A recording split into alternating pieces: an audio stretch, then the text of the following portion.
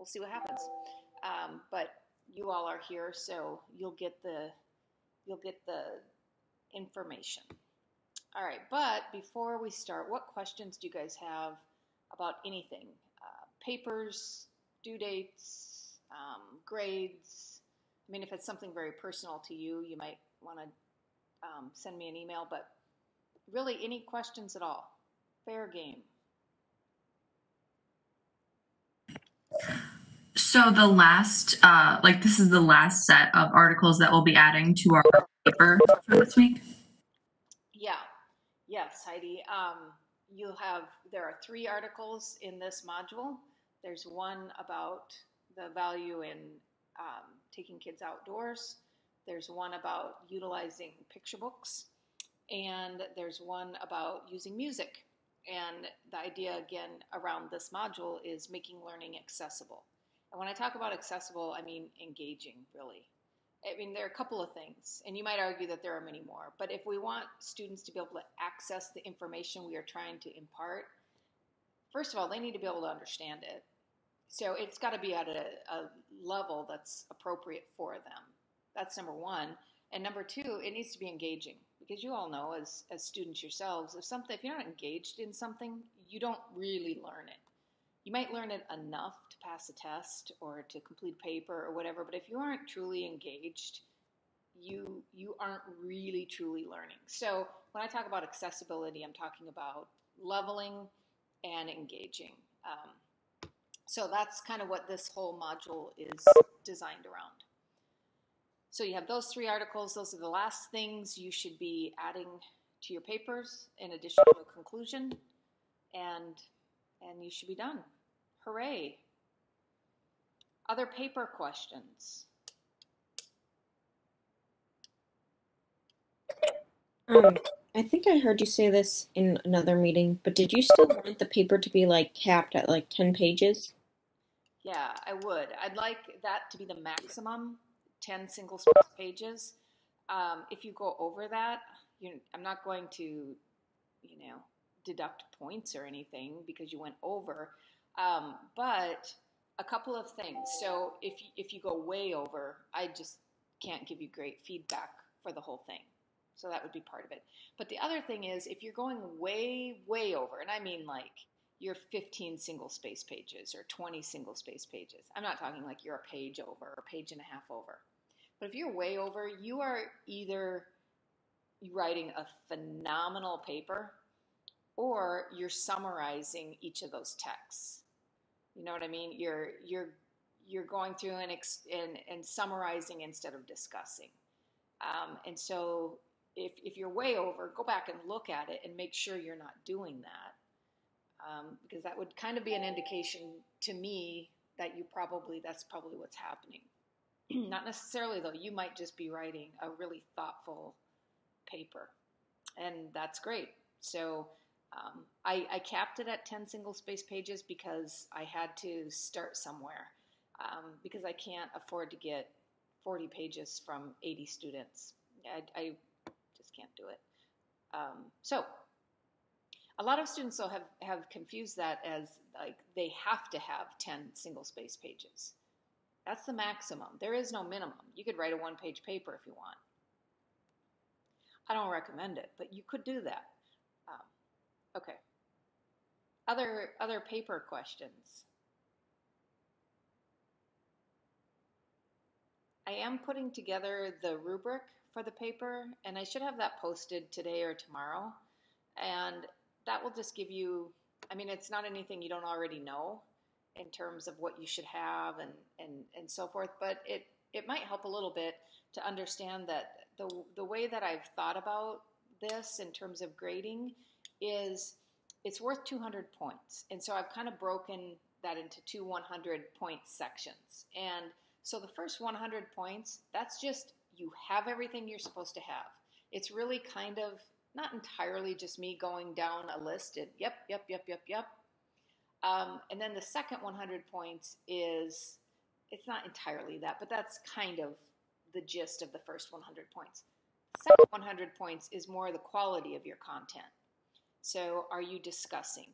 Are you connecting your discussion back to your original ideas of what good practice in literacy instruction should look like and should include, as well as what your notions of what literacy even means are? So I'll be looking for that. And that's what that second 100 points will evaluate. And the idea is you get credit for your work. So if the best that you can do, because maybe you just got caught behind or whatever reason, you have all the content in there, but you really didn't have time to delve into it and put a lot of effort into it, but you got it in there, you're going to get credit for that. So if you are sitting at the dead of the night trying to finish this thing up, and the best you can do is just get the content in there, do that. I will make sure you get credit for what you have in there. I don't want this to be kind of a, well, if you don't do this according to all of these things on the rubric, you're going to fail. Maybe you aren't going to get an A or a B, but you aren't going to fail if you put the effort in to have the content there. Do you see what I mean? And so that's kind of the first 100 points is you got everything in there. And then the second 100 is a little more nuanced. And then I'll average those two grades together. And that's how I come up with your score. So again, the idea behind that system or that idea is just to give you credit where credit is due. But I'll get a fuller explanation of that out to you today or tomorrow. All right. So interrupt me if you need to. Just unmute yourself at any point if you have questions or something that you think about. But I do want to go through the text set and make sure you're all clear on those requirements, so you're ready to go with that. Is anyone done with the text set yet? Ha ha ha. That's really funny, isn't it? Okay. All right. So the idea of a text set is to find a lot of different ways to lure your students into understanding and engaging with and understanding a topic that you're teaching.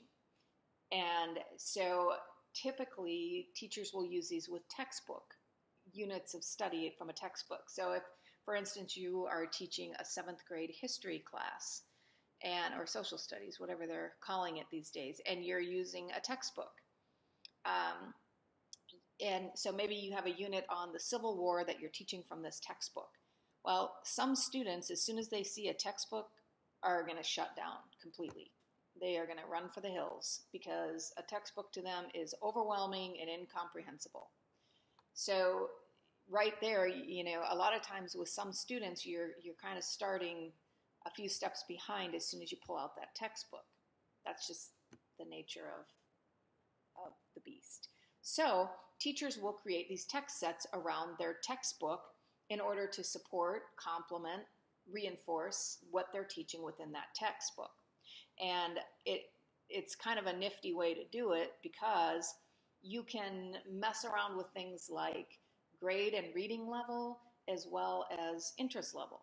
And so what I mean by that is if you are teaching a textbook to 7th grader, teaching from a textbook unit to 7th graders, that textbook is designed for your average 7th grader. So if you have a student who's either super interested in the Civil War and wants a way richer understanding or wants a higher reading level, that textbook is going to be really dull. And so that those students need more challenge, more opportunity. If you have students who aren't reading at a 7th grade level, maybe they're at a 5th or a 4th grade level, that text, as I said, is completely incomprehensible to them. It will just be frustrating. So you need materials that are directed at those other grade levels. Now, I don't want you going all the way down to 2nd grade level or something like that. I would, keep it 4 through 8, but with the understanding that you want a diversity in your grade age range of materials. You also want great diversity in the genre of your materials. And that's the other point. You don't want 10 books. You don't want 10 worksheets. Please don't give me any worksheets. You want a variety of texts. You want, depending on your content, maybe you want letters or political cartoons, um, uh, speeches, games, puzzles, art, music, movies, videos, whatever you can imagine to complement what you're teaching. And you want as much diversity as you can. You shouldn't have 5 or 10 of any one genre. Okay, so that's kind of the general idea of why we use text sets, why we create them, and they're fun to create. I have a whole bunch of them. I'm kind of continually adding to them. So the document that you see after the text set requirements in your module, I think it says text set sample activity. So if I were teaching this face to face, I would bring in a bunch of examples and I'd set them up around the room, and you'd go around and be like, oh, okay, so they're learning about the presidents. Here are all the different kinds of materials or some different kinds of materials you could use. Oh, they're learning about the Olympics, or I have a sports themed one. I have presidents. I mean, a bunch of them are on that sheet. And the idea of posting that sheet is just for your information. You don't have to do anything with it. You don't have to take anything from it. It was just to show you different kinds of texts, because the term text is very broad here. It's not just books. It's not just written material. All right? Okay, so before I pull up the document of requirements, are there any questions just about that little bit? Did you say you do want worksheets or you do not want worksheets? I don't like worksheets personally.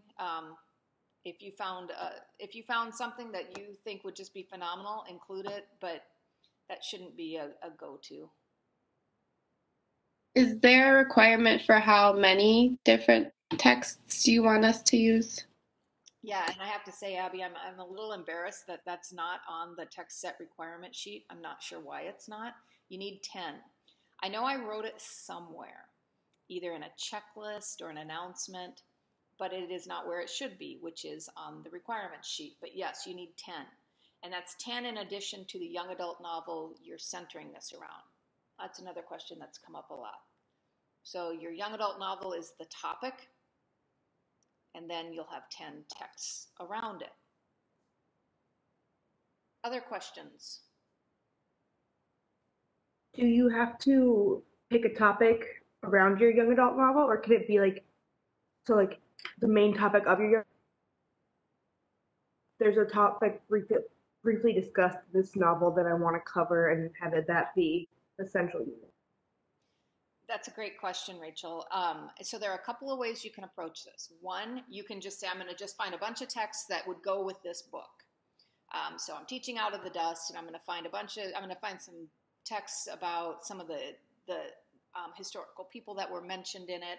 I'm going to have texts about the Dust Bowl and the Great Depression and the author of this book, and it's all just going to have to do with Out of the Dust. Or you could pull a theme from the book.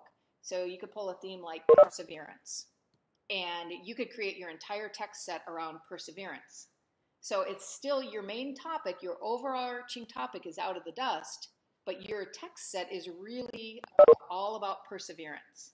And the thing that's kind of nice about that is now you've created something that you'll be able to use regardless of if you teach the book Out of the Dust. See what I mean? So there are different ways you can approach it. Maybe you'll be teaching in a 4th grade classroom or a 3rd grade classroom. Maybe you won't necessarily teach that book, but you'll teach another book with the theme of perseverance. And so then the text set would work.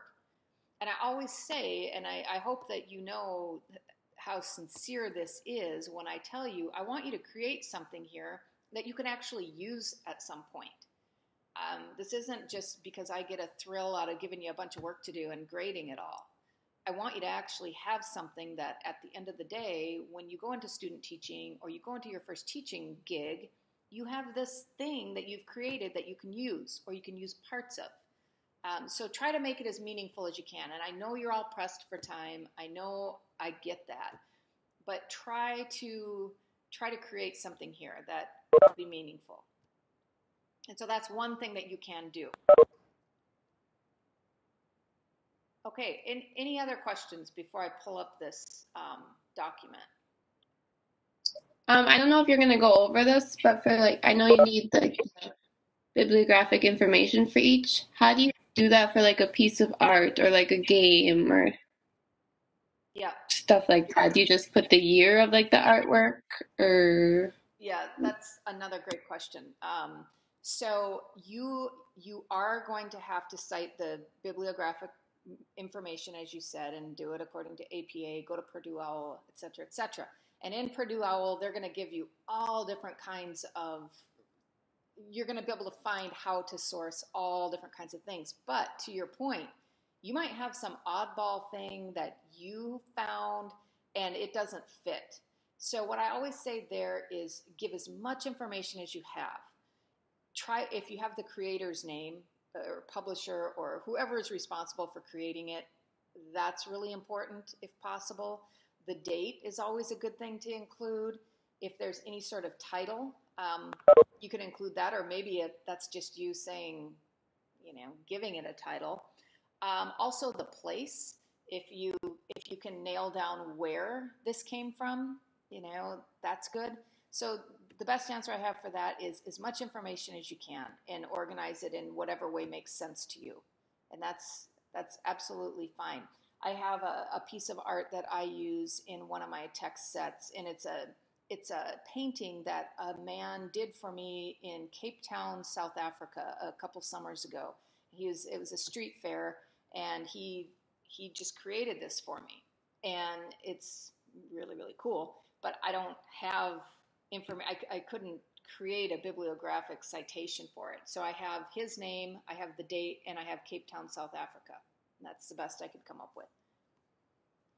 All right, so other questions, and I can't see you all now because I have the document up here. You all can see that, can't you?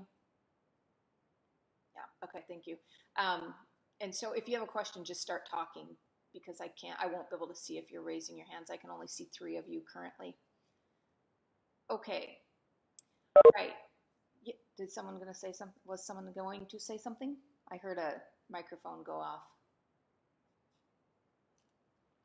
All right. I will try to pause appropriately so you can ask questions. And then obviously you can ask questions at the end. So to start with, you'll have an introduction. Your introduction will be very short.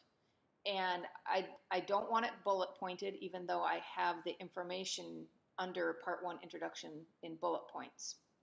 So write a paragraph. It will probably be no more than 5 sentences. It can be whatever you want, but it's short. And here you're just going to tell me the book that is kind of the overriding topic. And then if you've pulled a specific theme or idea from that book, you'll clarify that as well. You're going to explain why this is interesting or important for your students to study. And at some point in that paragraph, you're going to weave in the age or the grade level of your students. I don't know why I put age. Put the grade. You need to pick a grade. You're used to doing that. You've done that with your other lesson plans. So pick a grade. And so that could be something like in my 7th grade language arts classroom, I'll be using the book Seed Folks by Paul Fleischman. And I will be pulling the specific theme of diversity in communities or the strength of diversity or whatever. I think this is an important and timely topic and blah, blah, blah, blah, blah, whatever you want to say. So again, that should be pretty short. This is not meant to be a big, long written work. It's information and some careful thinking is the idea of this project. So that's your introduction. The next, part 2, these are all of your texts. So you need 10. And for each one, this is the information that you need to include. And I prefer that you bullet point this. It makes it really easy to follow. I don't miss things. And I would think it would make it easier for you to make sure that you include the things you need to include. It's up to you. You could write this as a big paragraph. I prefer that it be bullet pointed. So the first bullet point is, as Abby asked about, it's your bibliographic information, and it needs to be cited properly. So I'm not going to take points off if you miss a comma or you bold something that should be italicized. Or I'm not super picky in terms of you just stressing yourselves out about that. But I want it to be done in proper format. So, in other words, don't just give me the title of Seed Folks and then return and then put the author's name or something goofy like that. Okay? Again, go to Purdue OWL if you need help with this or whatever resources you all use when you're writing papers. So you need that first. The next is the age/grade level. Pick one, or you can include both. I put age and grade level here as options just because a lot of sources you find will say for grades 8 and up or 5 and up or whatever. And so they give you a specific grade or age, and some they'll give you a grade. So, and some you will have to make your best guess. And you'll do that by looking carefully at the language that is used. If there are illustrations, you might get a hint from illustrations of roughly an age or grade level. And you can give a range here. You could say, middle school, or you could say early elementary, which you probably wouldn't use any of those. So, or you could say high school, or even, it might be a medical text. You may be using a medical dictionary or something for some reason. And so that might be college level, but you're just going to use little pieces of it.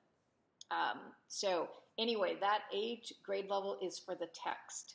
It's not the overall grade that you're teaching to. So for each of these, it's for that text. Because remember, we want diversity in those levels. Okay? The next bullet point is a critical summary of narrative contents. And I cannot express enough how this has to be your opinion in your words. Don't go find a summary of a work and plunk it in here. Turn it in, we'll find it, and you won't get credit. Don't do that. And this should be relatively easy. It is, as I said, this is your opinion. So you're going to take a look at your text that you've chosen, and you're going to say, what's good about this? Well, it's short, or it's funny, or it's a book read by the author, so that's kind of cool. Maybe it's a blog, and it's super engaging. Whatever. Your critical summary of it. What is good about it? Why did you pick it? And also, you could think about things like the credibility of the author or the creator. So if this is a blog, a medical blog, or giving medical advice or something, and you find that the blogger doesn't have any medical background at all, probably not super credible, but maybe you would keep it because it's really engaging and humorous and has good vocabulary or something like that. So think carefully about it. Think about why it would be a good addition, and discuss it in your own terms from your own perspective. This should be 3 to 5 sentences. This, again, you don't need a whole paragraph or page, I should say, about this. It's very short. 1 sentence probably isn't good enough. 3 to 5. Okay? And again, don't just cut and paste this. Don't take someone else's ideas. All right, the next bullet point. This one might be a little annoying at times for you. Here you're going to discuss the relevance to your overriding theme or topic. So here you're going to discuss how this text fits with either your book or theme that you've chosen from your book. And for about 95% of these, it is going to be perfectly obvious.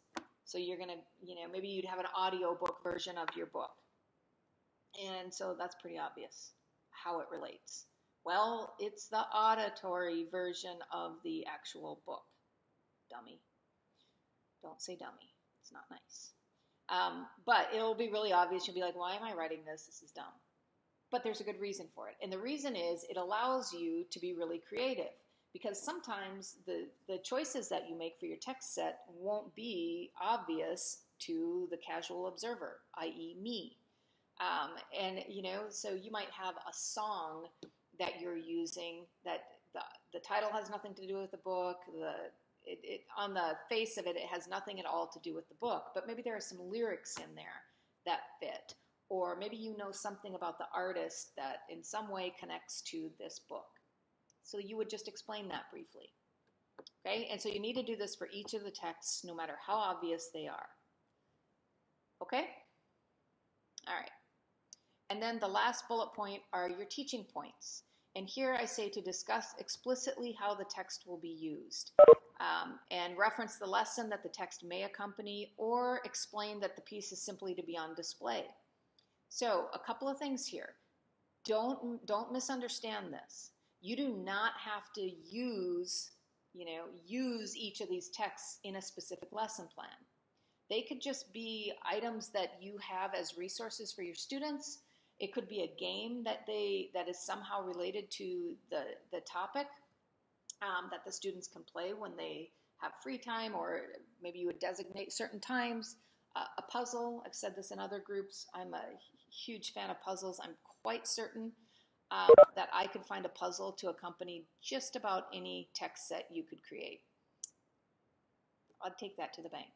A student in another group talked about paint by numbers, which I didn't know that was a thing anymore, but apparently it is. It was when I was a kid, and where they have these big posters, and you could put the poster up on the wall, and then you paint the picture according to the number of the color you're supposed to use, and you can go from there.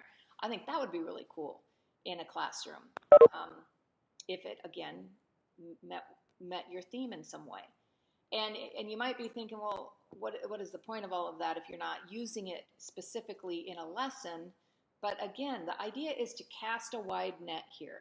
You're trying to lure and I know that sounds creepy, it's not creepy. You're trying to lure your students in so that they want to engage in what you're trying to teach. And there are lots of different ways to do this. If the textbook doesn't lure them in, find another type of thing that will.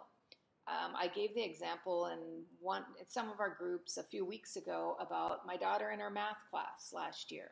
She's not a fan of math. She was not a fan of the teacher until one day he started bringing in records, and he'd play some random record while they were working, and he brought in The Who. And she thought that was about the coolest thing ever, and she suddenly had a connection with him, and that made her want to work harder in math, and so on and so forth. So I'm not saying you can bring in things that only relate to you, don't relate to your topic, but I'm just giving you the example of how sometimes your materials will have unintended consequences, and kids will attach to them in certain ways. So, okay. So you, in the teaching points part, you're just going to explain what you're doing with this. It's just going to be on display for students to use. It's going to be in the back of the room for them to play when they have time. It's going to be a part of a lesson, a writer's workshop. Maybe it's going to be a resource that you use for vocabulary instruction. Maybe it's a prompt for journal writing. Maybe it's a prompt for discussions. Maybe it's a current event that fits. Whatever you can imagine. That's what you discuss there. Again, 3 to 5 sentences. Of all of these bullet points, the teaching points is the one I look to kind of the most. I need to adjust these points. So you see 1.1.3, 1.3. And so this, for each text, will be a total of 10 points. And so I need to redistribute these a little bit, redo this. So that's 100 points. And then you'll get 5 for your intro and 15 for the conclusion. So the conclusion, I have written here concluding statement, and that's a little misleading. This is not intended just to be a sentence or a statement. It's a conclusion. But again, it's not a 6-page conclusion. It's a conclusion where you're going to discuss how this text set helps to ensure that your curriculum is culturally relevant. And if you forgot what that means, go back to Gloria Ladson-Billings and consider how to be culturally relevant. That's one thing you could discuss. You also could discuss how this text set allows for more accessibility, how this allows more students to access the content you are trying to teach, either because it's multi-leveled, it reaches a lot of different interests, and the genre of the text is very diverse. meaning lots of different kinds. And then just the reminders, and I just said this, but that you want great diversity in your genre, no textbooks, kind of defeats the purpose. And then you want to represent varying levels of ability and interest. All right. And of course, this document is in your module, so you can refer back to it. But what questions do you all have after that long recitation?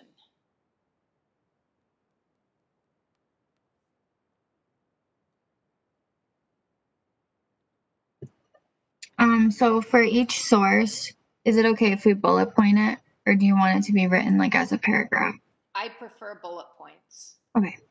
Yeah, the introduction and the conclusion should be a paragraph, but the texts themselves, I prefer that you bullet point that information.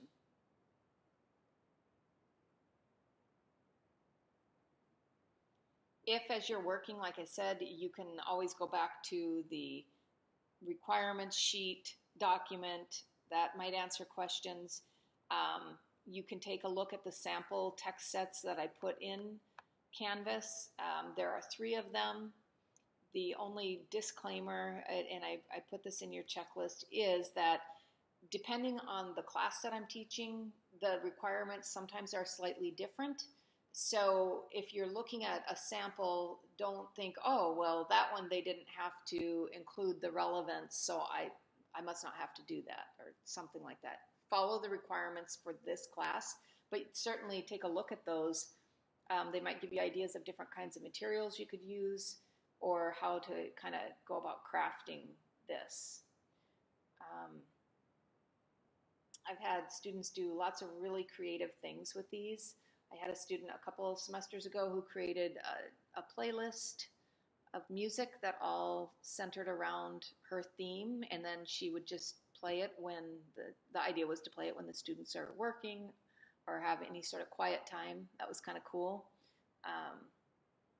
That was just one text, so that was kind of a little bit of work for, I mean, she didn't have to cite each of the songs or anything. She just cited her playlist. But that was kind of cool. I've had students include art in different ways. And so kind of hearkening back to the David Hooker visual literacy discussion about the value in that. Memes and any kind of popular culture, if there's a way that you can think to tap into those things, that can be valuable. It doesn't necessarily work with every idea or every theme, but it might work with yours. Some other things that you'll see in the module after the text set sample activity, there are a few Newsela articles. I just put those in there because I have talked to a lot of groups and some of the students weren't familiar with Newsela. So I just put them in there so you could take a look at what that looks like. You also can just go to Newsela and take a look. And that's a tremendous resource because it allows you to multi-level it well, and you don't have to do any work at all. I mean, you just put in your article and it does it for you. Now, so a question that students often have about that is, oh, okay, so if we're studying the Civil War and I find an article about the generals or something, some famous generals, and I have Newsela, I get it on Newsela, and I have them create it for 5th grade, 7th grade, and 12th grade. Can I count those as 3 separate texts? The answer is no. That would be one text, but you get the idea. What, you guys don't have any questions at all? Okay, well, as I said, as they come up, you do have some places you can look for answers, and you can always send me an email if you have questions as you're working. And these are due next Wednesday, and I know kind of a weird turn-in date, but that was as late as I could probably collect them and get them all back to you on time. All right, so kind of, again, going along the theme of accessibility, I want to just return a little bit for just a minute to Jim G., Gloria Ladson-Billings, and Stephen Ritz, because even though we talked about them initially as part of empowering learners, you can see where all of these things kind of weave together, and they fit in different places as well. And these three people, their work fits very nicely with accessibility. So in the first one, in Jim G., he's talking about the principles of gaming.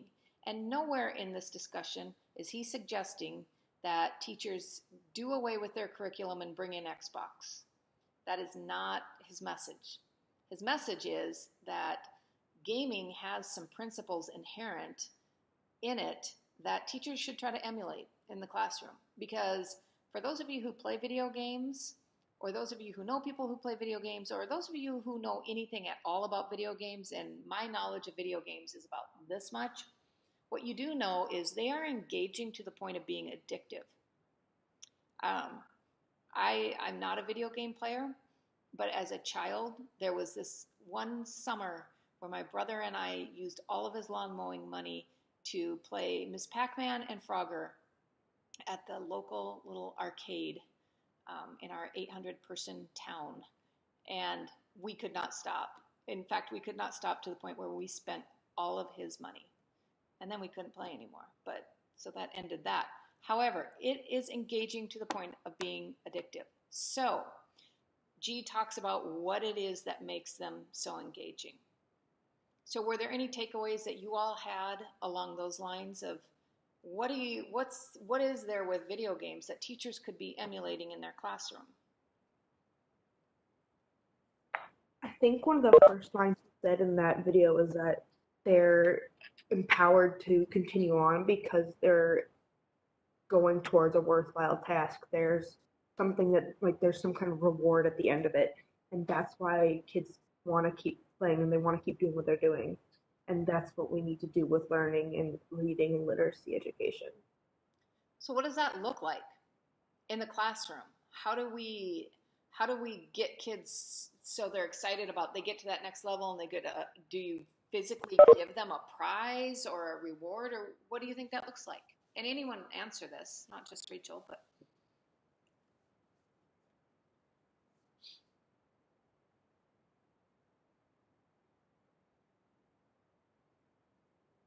come on, guys.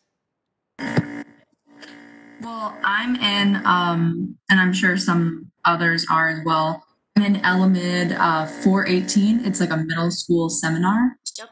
And we have recently been talking about like power ups and stuff like that, and like gamification. So, like I guess rewards could be like students earn a power up, which could be like a free pass on homework, or like they get to wear a hat in class, like stuff like that, like can really motivate students, I feel like.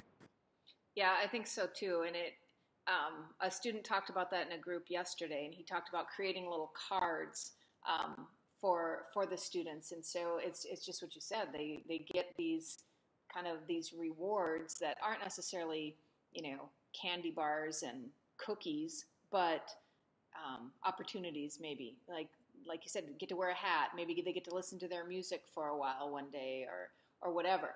Another thing that I've found really kind of funny about nowadays, different ways that businesses and companies have done this is, like if you have you get badges, like virtual badges for things, which is so silly, yet it's kind of effective. Like I get the little, like, you work out so many days a week, and so you get the little thing on your Apple Watch. If any of you have an Apple Watch, you get like this little, you get your 7-day workout badge or whatever. And I'm like, and like this thing comes up, and award. It's so dumb because it's literally a little picture on my watch for like 20 seconds and then it's gone. But I don't know why that's so exciting to me. But I think that there are a lot of ways that you could do this. It goes back to Routman's discussion of celebrating writers, celebrating kids, and whatever ways that you do it. It doesn't have to be a sticker chart and a prize on Friday. There are a lot of different ways that you can excite them about an accomplishment. You guys are all turning in your papers on Sunday. I hope you're celebrating when you're done. I don't need to know how you're celebrating, but there should be some celebration.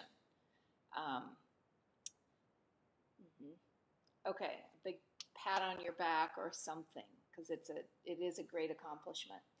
All right, what about, he talks also about affinity spaces. He talks about the sandbox idea. That's one of my favorite ones of his talk, where he talks about students having kind of that safe space to make mistakes. You can kind of play around and manipulate and make mistakes. And we talked about that, what seems like months ago in here, about having a classroom where failure is okay and acceptable. And so he kind of gets to that.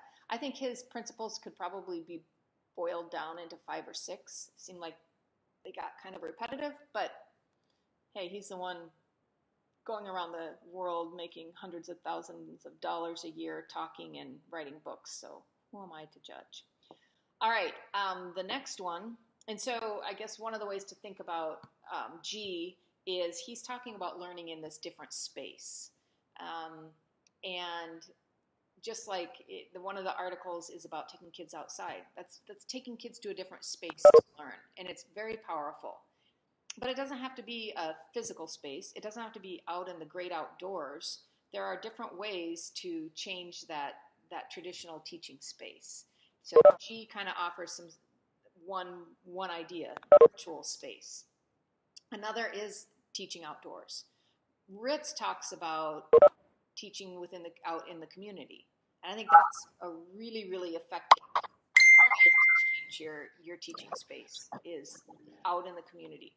Have any of you done any of that, any community-based learning, or can you imagine taking your students, what sorts of things you might do?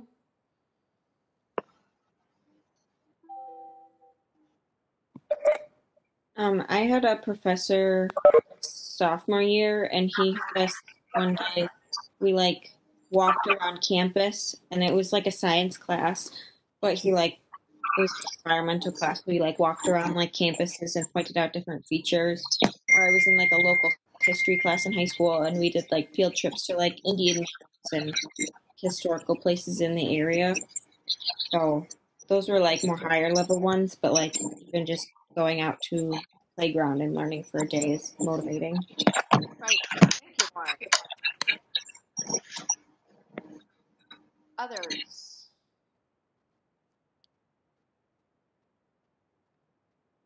Why aren't you guys talking today? I know when I was it was intro. We had one class I was in, it was the Little Red Schoolhouse on campus. I thought that was really engaging, and it's probably the one class that I really remember specifically from that course. Well, that's cool. I take my students up there.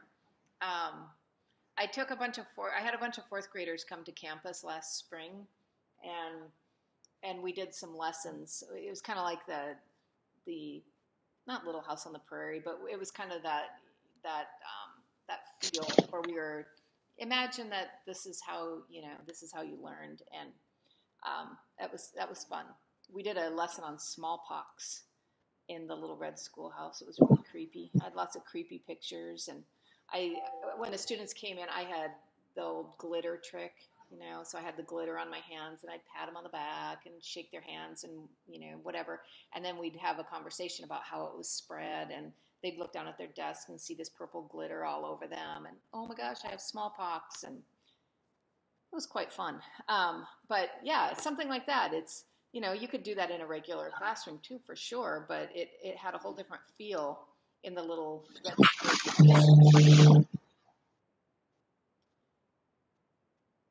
I remember something I did. It was, I don't know if it quite falls under this, but we were learning history in 5th grade. And they're just talking about the debates they would have. It was right around time when we were talking about the Revolutionary War.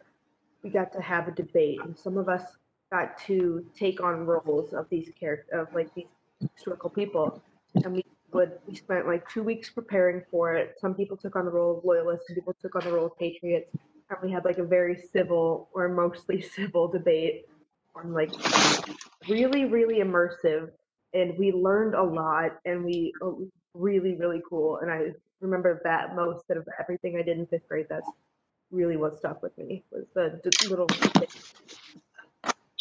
Yep, and the fact that you remember it and you can talk about it at length and you can probably picture the whole thing, and you probably even remember very specific details about the different arguments. You were engaged. You learned it, and that's what happens with that sort of learning. The message that I love from Stephen Ritz is the idea of kids learning in their communities and that reciprocity. So the students are contributing something to that community as they're learning from it and learning from the process or learning from the people in the community. I think that's a great message. Somebody has, yeah, your microphone there. So that's a great message. And some of you guys will be in rural communities. You'll be in small-ish towns where you can walk places. You can walk right from your classroom down to the grocery store or the post office or the library or wherever, and you can learn in those spaces. Either, if you have buy-in from the business owner, you could go into the grocery store and complete math lessons by, create math lessons with students shopping and so forth. Or you could go to the library. They just have a community room, just changing the space and learning in that room for the day. And maybe then have students go out and, do a search in the library or whatever. Go to the veterinary and office and do a worm lab. That's disgusting, but I was trying to think of something science-y. Science-y is a word. It should be a word. But anyway, that's all I could come up with was worms. That's awful. Anyway, you get the idea. But also the message from Ritz is, these kids were in this school that was failing. Their community was failing. It was just a really, really bad situation. And instead of saying we need to get these kids out of here and get them into schools where they can learn, get them into good schools, he said, no, you know what, let's change where we are. Let's make this a good school. Let's make this a good environment. And I think too often that's the mode of operation, right? We've got these kids in these bad areas. Let's get them out of there and get them into a good school. Well, how about if we just make their school better and make their situation better? And that's what he did. It's incredibly inspiring, to me at least, to look at an educator who has had that kind of an impact. He's impacted his kids, their parents, their families, their entire community, which that's pretty phenomenal. So anyway, when you think about Ritz, you can think about teaching in a different space, utilizing the community, and so forth. And then you have Gloria Ladson Billings, and she talks about a culturally responsive classroom. And she talks a lot about, she puts the onus a lot on teachers. It's not about, kids these days and, they have these issues. It's no, you teachers need to get with it. And she talks a lot about the generational divide, teachers and their students, and the importance of kind of narrowing that divide. What do you guys think about her insistence or suggestion, I guess, that you should let them bring their devices into the classroom. You should figure out how to use them. Where do you stand on that? I think as long as devices aren't a distraction, I think it's a really good idea. Because we need to engage students by bringing in pop culture. I think we talked about that during one of our discussions a while back.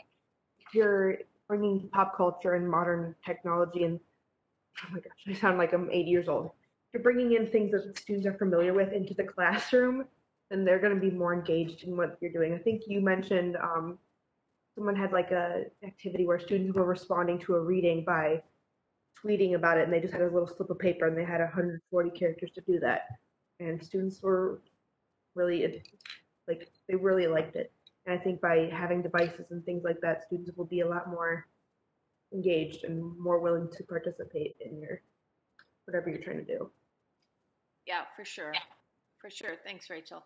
And she talks a lot about hip hop, of course. That's kind of the emphasis.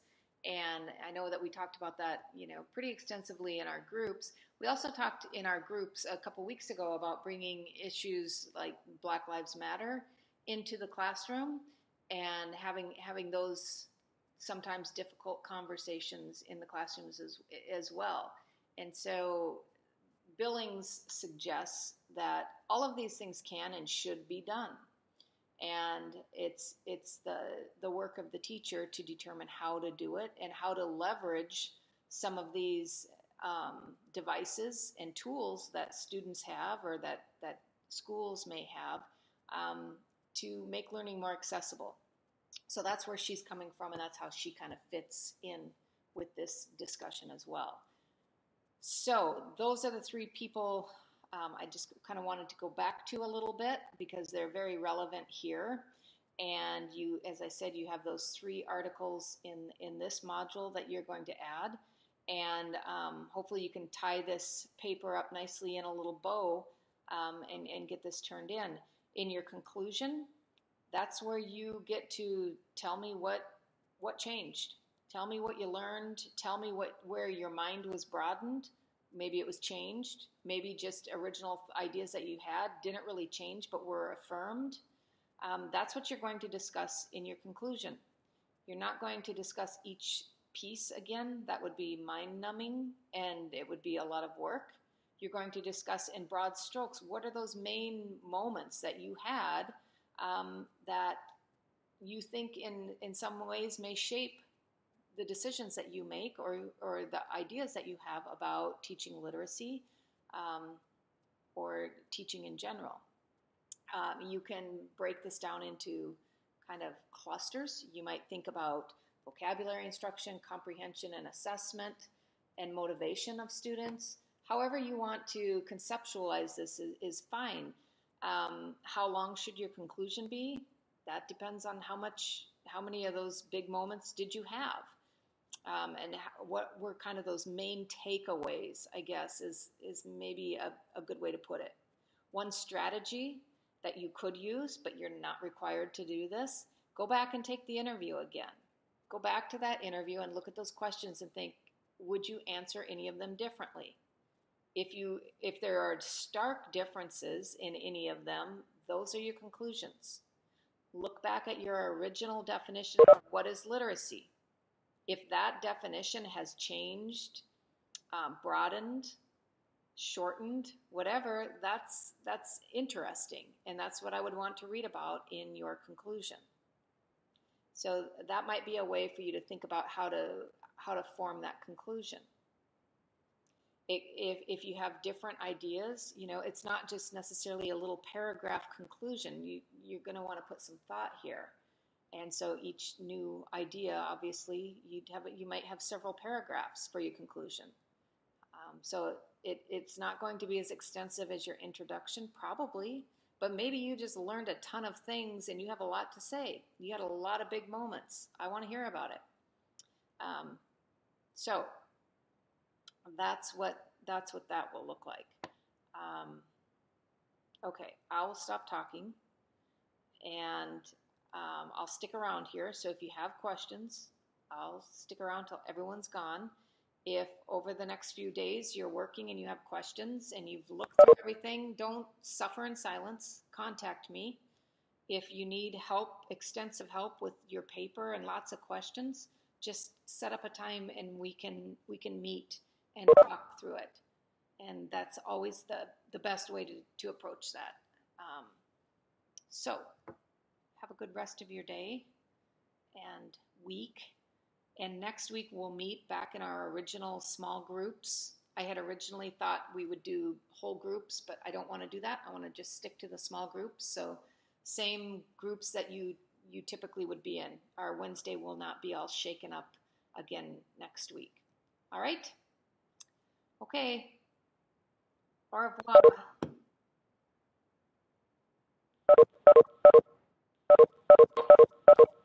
did have a question for the text sets. Yeah, Rachel. So if I were to use the monster graphic novel, could I use an overarching theme for like talking about the judicial system, or would that be like too broad? No, that'd be fantastic. Okay, or could I even go into like Black Lives Matter civil rights thing? I think that might be a little. Okay.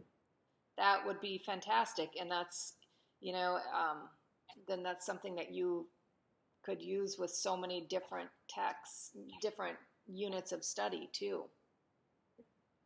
I for that one, for the Black Lives Matter one, I get Teaching Tolerance magazine. I get I get it every fall. Would I be able to use an article from that? Of course. It's geared towards teachers, but I think it's readable for like middle schoolers. So I don't know if it. No, I think that's great. And here's the thing, Rachel, it's not a bad idea in your text set to include a couple teacher resources. Okay. I don't want to see 10, teacher resources or something, but if you had one or two, that's a great thing to include. Okay. So I would use those. Okay. Yep. If I were to go with Make Lemonade, I was thinking to talk about poverty. Would that, because I think that was like I don't know if she was entirely in poverty, but it seemed like that was like she was close to it. She was a teen mom who had kind of a nowhere job, and she was, Okay. Yep, for sure. Okay. And then, so I would want to base that lesson plan probably like 9th grade, right? That's what we were talking about the other day. Well, just call it 8th grade because that's where our course, I mean, a strong argument can be made for 9th because they're trying to change our licensing to that, but just say 8th grade. Okay. Yeah. And then I wanted to tell you I got that book George, I think you called it George. George, yeah. I ordered it. I just got it. It came in yesterday. So you haven't read it yet? No, I just got it yesterday. Oh, when you do have a chance to read it, I really want to hear your impressions. Okay. I will email you. And he has another one now too. I just saw it at the bookstore last week that there's he's just another book that looks very similar to that by the same author has just been published. Okay. I'm very excited to read it. I'm going to read it once I finish the paper. Awesome. It's a good one. Thank you. Yep. Have a good week. Bye. You too. Bye. Bye.